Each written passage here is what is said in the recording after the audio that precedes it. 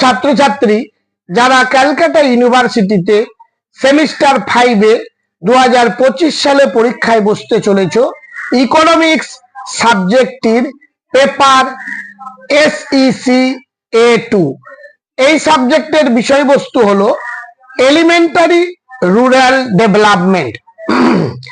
প্রশ্নের ডিভিশনটা হলো 2 মার্কসের 10টি প্রশ্নের উত্তর দিতে হবে, 5 মার্কের 4টি প্রশ্নের উত্তর দিতে হবে এবং 10 মার্কের 4টি প্রশ্নের উত্তর দিতে হবে। এই হলো তোমাদের 80 মার্কস। তোমরা দেখছিলাম অনেকে কমেন্ট করেছিলে সাজেশন কিছু দেবার জন্য, তাই এই ভিডিওতে আমি আলোচনা করে দিচ্ছি। প্রশ্নগুলো তোমরা ভালোভাবে প্রথম থেকে শেষ পর্যন্ত দেখো এবং তৈরি করে ফেলো। এর মধ্যে তোমরা কমন 100% নিশ্চিত করে বলছি পাবেই পাবে।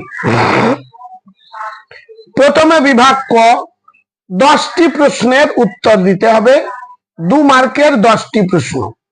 তোমরা ইউটিউব জগতে শিক্ষার অনেক চ্যানেলই রয়েছে, কিন্তু যেগুলো এই যে সাবজেক্টগুলো যেমন সাইকোলজি, ইকোনমিক্স, এই প্রশ্নপত্রের সাজেশন নিয়ে কিন্তু খুব একটা দেখা যাচ্ছে না। একমাত্র যেগুলো আনকমন দেখতে পাবে সব মনুষ্যর কোচিং ভবানীপুর চ্যানেলের মধ্যে। তাই প্রথমেই রিকোয়েস্ট করব চ্যানেলটি সাবস্ক্রাইব করে পাশের বেল আইকনটি ক্লিক করে রাখতে, যাতে নতুন কোনো ভিডিও আপলোড করলে তার নোটিফিকেশন সবার আগে তুমি পেয়ে যাবে। দেখো, আর সময় নষ্ট না করে এক এক করে প্রশ্নগুলো আমরা দেখে নেব। কয়ের দাগের প্রশ্ন, গ্রামীণ ব্যাংক এর সংজ্ঞা দাও। 2 নম্বর, গ্রাম সভা কাকে বলে? 3 নম্বর, জেলা পরিষদের 2টি কাজ লেখো। 4 নম্বর, সমবায় ব্যাংক কি? এনজিও বলতে কি বোঝো? 5 নম্বর, অতি ক্ষুদ্র সংস্থার সংজ্ঞা দাও। 6 নম্বর, স্বনির্ভর গোষ্ঠী বলতে কি বোঝো? পরবর্তী প্রশ্ন, NREP এর মূল কাজগুলি কি কি এবং NREP এর পুরো কথাটি লেখো। MSME এর সম্পূর্ণ কথাটি কি? পরের প্রশ্ন, NREP এর 2টি উদ্দেশ্য লেখো। পরের প্রশ্ন, MGNREGA এর পুরো কথাটি কি? পরবর্তী প্রশ্ন, স্কুল ছুট বলতে কি বোঝো? অতি ক্ষুদ্র ঋণ বলতে কি বোঝো? শিশু শ্রম এর 2টি ক্ষতিকর প্রভাব লেখো। ভারতে পঞ্চায়েত ব্যবস্থার স্তরগুলি কি কি? IRDP পুরো কথাটি কি? NABARD পুরো কথাটি কি? গ্রামীণ ভারতে বাণিজ্যিক ব্যাংকগুলির 2টি কাজ লেখো। অনুন্নত অর্থনীতির 2টি বৈশিষ্ট্য লেখো। ভারতে দারিদ্র দূরীকরণের জন্য গৃহীত বর্তমানের 2টি কর্মসূচি লেখো। অন্তোদয় অন্ন যোজনা কি? জাতীয় গ্রামীণ কর্মসংস্থান নিশ্চয়তা প্রকল্প কি? ভারতে গ্রামীণ বেকারত্ব দূরীকরণে গৃহীত 2টি ব্যবস্থা উল্লেখ করো। অর্থনৈতিক উন্নয়ন বলতে কি বোঝো? ভারতীয় অর্থনীতিতে গ্রামীণ কৃষির গুরুত্ব কি? খামার বহির্ভূত ক্ষেত্রের 2টি বৈশিষ্ট্য লেখো।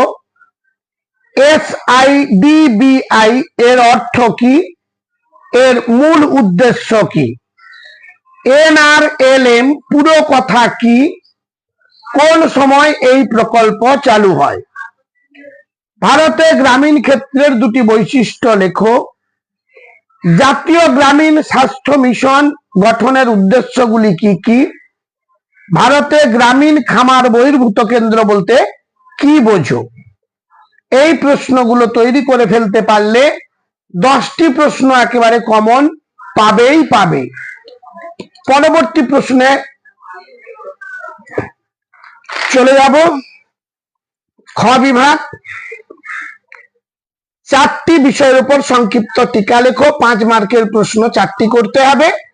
সর্বশিক্ষা অভিযানের উদ্দেশ্য সমূহ, বাণিজ্যিক ও সমবায় ব্যাংকের পার্থক্য লেখো, স্বনির্ভর গোষ্ঠীর কার্যাবলী লেখো, ভারতের অর্থনীতিতে কৃষির গুরুত্ব লেখো, প্রধানমন্ত্রী গ্রাম সড়ক যোজনা এর সম্বন্ধে লিখতে হবে, গ্রামীণ উন্নয়নে অতি ক্ষুদ্র ঋণ ব্যবস্থার সমালোচনা সহ মূল্যায়ন করো, মহাত্মা গান্ধী জাতীয় গ্রামীণ কর্মসংস্থান গ্যারান্টি স্কিম এর বৈশিষ্ট্য লেখো। পরের প্রশ্ন, ভারতের অর্থনীতিতে ক্ষুদ্র শিল্পের গুরুত্ব, বিকেন্দ্রীকৃত পরিকল্পনার বৈশিষ্ট্য সমূহ। এবার গ বিভাগ থেকে 10 মার্কের 4টি প্রশ্নের উত্তর দিতে হবে। 3 দাগ, ভারতের গ্রামীণ উন্নয়নে নাবার্ড এর ভূমিকা আলোচনা করো। পরের প্রশ্ন, ভারতের জাতীয় গ্রামীণ স্বাস্থ্য মিশন প্রকল্পের প্রধান উদ্দেশ্যগুলি আলোচনা করো। গ্রামীণ উন্নয়নে এই প্রকল্পের প্রভাব আলোচনা করো। পরবর্তী প্রশ্ন, সার্বিক গ্রামীণ উন্নয়নে অসরকারি সংস্থাগুলির অর্থাৎ যেমন এনজিও এর ভূমিকা আলোচনা করো। পরবর্তী প্রশ্ন, পশ্চিমবঙ্গে গ্রামীণ উন্নয়নে ত্রিস্তরীয় পঞ্চায়েত ব্যবস্থার ভূমিকা ও গুরুত্ব আলোচনা করো। 7 দাগের প্রশ্ন, ভারতে মিড ডে মিল প্রকল্পটি চালু করার কারণগুলি আলোচনা করো। তুমি কি মনে করো যে প্রকল্পটি সফল বা কার্যকর হয়েছে? 8 দাগের প্রশ্ন, ভারতে গ্রামীণ ঋণ সরবরাহে গ্রামীণ ব্যাংকগুলির ভূমিকা ও গুরুত্ব আলোচনা করো। এবং লাস্ট প্রশ্ন হিসেবে প্রধানমন্ত্রী গ্রাম সড়ক যোজনার সাফল্য ও ব্যর্থতাগুলি আলোচনা করো। প্রতিটি বাছাই করা প্রশ্ন, কারণ গ বিভাগে তোমাদের 6টি প্রশ্ন থাকবে, 4টি প্রশ্নের উত্তর দিতে হবে। তা আমি তো মাত্র 5টি প্রশ্ন দিয়েছি, 7টি প্রশ্ন।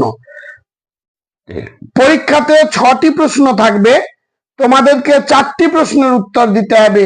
আমি মাত্র 7টি প্রশ্ন দিয়েছি। খুব কম সংখ্যক প্রশ্নই আমার এই চ্যানেল থেকে আমি দিয়ে থাকি। তোমাদের কথা চিন্তা ভাবনা করে সেই 15টা 20টা করে যদি প্রশ্ন দিই, তাহলে তো সেই সাজেশন তো সাজেশনই নয়, সে তো তোমরা নিজেরাই তাহলে বই খুলে পড়ে নিতে পারবে। যাই হোক, যে প্রশ্নগুলো দিলাম তোমরা তৈরি করো। আমি নিশ্চয়তা দিচ্ছি তোমরা অবশ্যই কমন পাবে। আজ তাহলে এই পর্যন্ত, দেখা হবে পরবর্তী ভিডিওতে।